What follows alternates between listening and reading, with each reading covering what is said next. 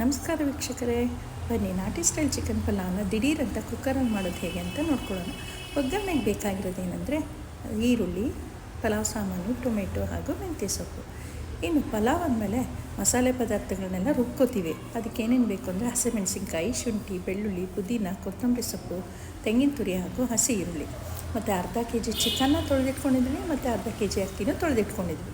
ಮೊದಲು ಒಲೆ ಹಸಿ ಕುಕ್ಕರ್ ಪ್ಯಾನ್ ಇಟ್ಟು ಎಣ್ಣೆ ಹಾಕೋಣ. ಎಣ್ಣೆ ಕಾಯೋಷ್ಟರಲ್ಲಿ ಮಸಾಲೆನ ರುಬ್ಕೊಳ್ಳೋದೆಲ್ಲ ಮಿಕ್ಸಿ ಜಾರಲ್ಲಿ ಹಾಕ್ಕೊಳ್ಳೋಣ. ಶುಂಠಿ, ಬೆಳ್ಳುಳ್ಳಿ, ಹಸಿಮೆಣಸಿನ್ಕಾಯಿ, ಪುದೀನ, ಕೊತ್ತಂಬರಿ ಸೊಪ್ಪು, ಈರುಳ್ಳಿ ಹಾಗೂ ಸ್ವಲ್ಪನೇ ಕಾಯಿ ತುರಿ ಹಾಗೂ ಸ್ವಲ್ಪ ನೀರು ಹಾಕಿ ನೈಸಾಗಿ ರುಬ್ಕೊಳ್ಳೋಣ. ರುಬ್ಕೊಂಡಾದ ನಂತರ ನೋಡಿ, ಪ್ಯಾನಲ್ಲಿ ಎಣ್ಣೆ ಕಾದಿದೆ. ಪಲಾವ್ ಸಾಮಾನು ಹಾಕಿ ಈರುಳ್ಳಿ ಹಚ್ಚಿದ್ದು ಹಾಕಿ ಚೆನ್ನಾಗಿ ಎಣ್ಣೆನಲ್ಲಿ ಬಾಡಿಸೋಣ. ಈರುಳ್ಳಿ ಹಸಿ ಅಂಶ ಹೋದ ನಂತರ ತೊಳೆದಿರೋ ಚಿಕನ್ನ ಹಾಕಿ ಅದನ್ನು 2 ನಿಮಿಷ ಎಣ್ಣೆಯಲ್ಲಿ ಬಾಡಿಸ್ಬೇಕು. ಅದರಲ್ಲಿರೋ ಹಸಿ ಅಂಶ, ನೀರಿನಂಶ ಎಲ್ಲ ಹೋಗಬೇಕು. ನಂತರ ಹಚ್ಚಿಟ್ಕೊಂಡಿದ್ದ ಮೆಂತ್ಯ ಸೊಪ್ಪು ಹಾಕಿ ಅದನ್ನು ಚೆನ್ನಾಗಿ ಚಿಕನ್ ಜೊತೆ ತಿರುಗಿಸೋಣ. ನೋಡಿ, ಬಿಸಿನಲ್ಲಿ ಸ್ವಲ್ಪ ಉಪ್ಪು ಹಾಕೋಣ. ಅದಕ್ಕೆ ಚಿಕನ್ನು ಮತ್ತು ಮೆಂತ್ಯ ಸೊಪ್ಪು, ಉಪ್ಪು ಎಲ್ಲ ಸೇರಿದ್ರೆ ಎಲ್ಲ ಚೆನ್ನಾಗಿ ಹಿಡ್ಕೊಳ್ಳುತ್ತೆ. ನಂತರ ಇದಕ್ಕೆ ಹಚ್ಚಿಟ್ಟಿಟ್ಟು ಟೊಮೆಟೊ ಹಾಕೋಣ. ಟೊಮೆಟೊನು 2 ನಿಮಿಷ ಎಣ್ಣೆಯಲ್ಲಿ ಬಿಸಿ ಮಾಡೋಣ. ನೋಡಿ, ಚೆನ್ನಾಗಿ ಬಿಸಿ ಆದ ನಂತರ ರುಬ್ಬಿಟ್ಕೊಂಡಿರ್ತೀವಲ್ಲ ಆ ಮಸಾಲೆನ ಚಿಕನ್ ಮೇಲೆ ಹಾಕೋಣ. ಚಿಕನ್ ಮೇಲೆ ಹಾಕಿ ಚೆನ್ನಾಗಿ ತಿರುಗಿಸೋಣ. ಚಿಕನ್ನು ಮಸಾಲೆ ಅಂಶನೆಲ್ಲ ಎಳ್ಕೊಂಡು ನೀರೆಲ್ಲ ಕಡಿಮೆ ಆಗೋಕ್ಕೆ ವೆಯ್ಟ್ ಮಾಡಬೇಕು. ಒಂದು 2 ನಿಮಿಷ ಕುಕ್ಕರ್ನ ಮುಚ್ಚಿಟ್ರೂ ಪರವಾಗಿಲ್ಲ. ನೋಡಿರಿ, ಈ ಥರ ಎಲ್ಲ ಚೆನ್ನಾಗಿ ನೀರೆಲ್ಲ ಹೋಗಿರುತ್ತೆ. ಈಗ ಅಕ್ಕಿ 2 ಅಂಶದಷ್ಟು ನೀರನ್ನ ಕಾಯಿಸಿಟ್ಕೊಂಡಿದ್ದೆ. ಆ ನೀರನ್ನ ಇದಕ್ಕೆ ಹಾಕ್ತಾಯಿದ್ವಿ.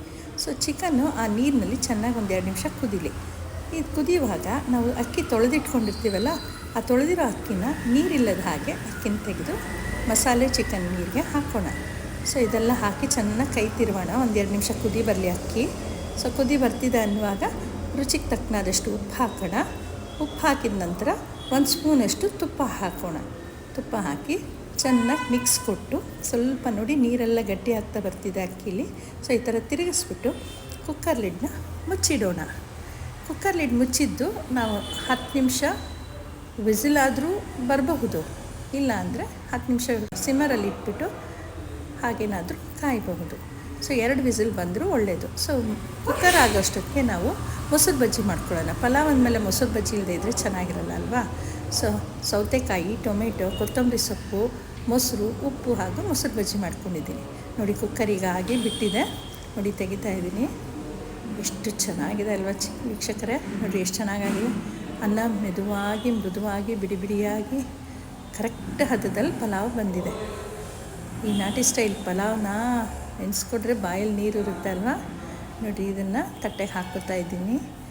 ಚಿಕನ್ ಪಲಾವು ಹಾಗೂ ನನ್ನದೇ ಆದ ಇನ್ನೊಂದು ವಿಡಿಯೋನಲ್ಲಿ ನಾಟಿ ಸ್ಟೈಲ್ ಚಿಕನ್ ಫ್ರೈನ ದಿಢೀರಂತ ಮಾಡೋದು ಹೇಗೆ ಅಂತ ತೋರಿಸಿದ್ದೀನಿ. ಅದನ್ನು ಬಡಿಸ್ಕೊತೀನಿ. ಹಾಗೂ ಮೊಸರು ಬಜ್ಜಿನೂ ಬಡಿಸ್ಕೊಂಡು ಸ್ವಲ್ಪನೇ ಸ್ವಲ್ಪ ನಿಂಬೆಹಣ್ಣು ಹಾಕ್ಕೊಂಡು 2 ಮೇಲೂ ಬಾಡಿಸ್ತಾ ಇದ್ದರೆ ಬಾಡೂಟದ ಸವಿ ಬಲ್ಲವನೇ ಬಲ್ಲ ಅಲ್ವಾ ವೀಕ್ಷಕರೇ. ನೀವು ಟ್ರೈ ಮಾಡ್ತೀರಾ ಅಲ್ವಾ? ಫೈನಾಗಿರುತ್ತೆ. ಈ ಸತಿ ಸಂಡೇ ಸ್ಪೆಷಲ್ಗೆ ಮಾಡ್ಕೊಳ್ಳಿ. Thank you.